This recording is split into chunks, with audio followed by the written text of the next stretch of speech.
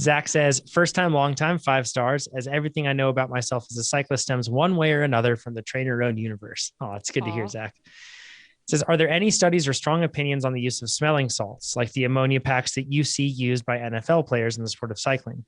Whether for the end of a ramp test, in the middle of a really hard effort, or the last few laps at a crit, anything for a little legal, I think, he says, in parentheses, pick me up.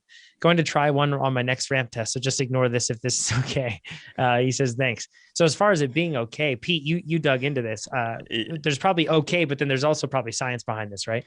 Yeah, and they are legal, so you're welcome to rip a or smash a ammonia tablet anytime you want and see what happens. But unfortunately, it looks like they aren't going to do much. Real quick, just so anybody who doesn't know what a smelling salt is, they're used, they've been around for hundreds of years in various forms, which is kind of crazy.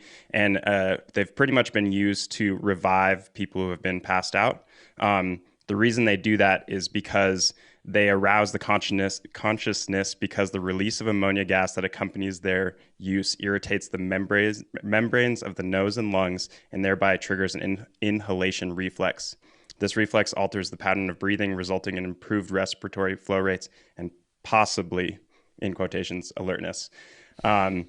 So they've fallen out of favor with medical professionals. I wonder why. But they still seem to be used in some sporting.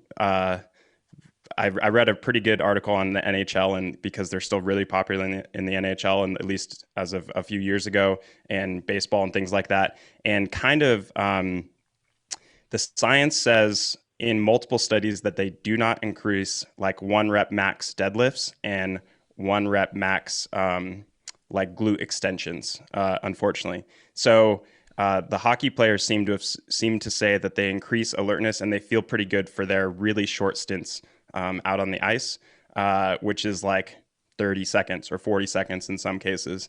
But to me, it looks like there is a kind of a placebo effect with kind of really doing aggressive smells that smell bad and make your eyes water and make your breathing change, and then jumping out there and doing it.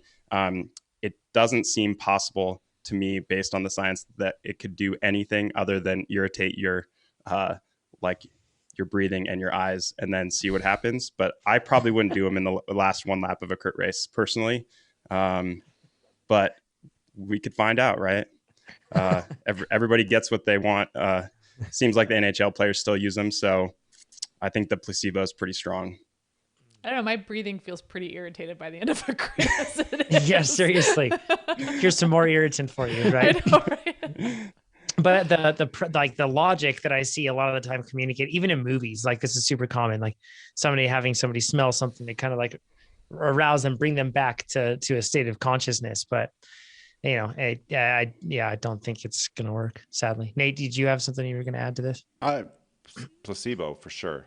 I mean, you'd be like, hey, you got to do this, superpower, get out there, do it.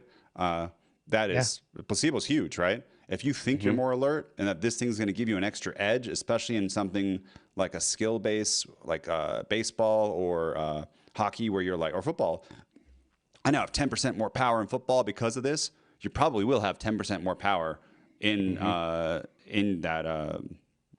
down. Like, heck yeah. Tan legs.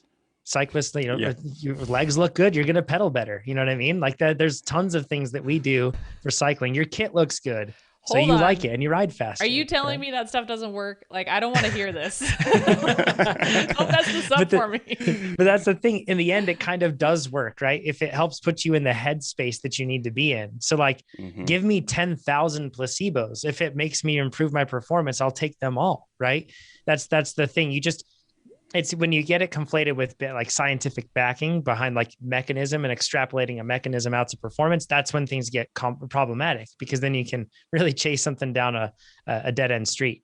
But in this case, yeah, like, if it feels like it's helping you, then sure. But these can be dangerous if you use them too much or inhale them too closely even. And then in addition to that, if you're going to do this on a ramp test, then you probably would want to have that same sort of stimulation on every workout. So like, I would not want to do this. This would, and also just thinking of trying to do anything else beside survive that last minute of a ramp test. I can't even think about functioning in any other way. It's like everything that you have. So yeah, it'd be pretty rough, but it's interesting though. Now, like, this is movie myths debunked. I've wondered about that one forever. If you like this video, make sure you give us a thumbs up. If you didn't like this video, you can give it a thumbs down, but let us know what you would have done differently in the comments below. If you want to see more of these videos, make sure you subscribe to our YouTube channel. And if you want to become a faster cyclist, check out TrainerRoad.com. Do it.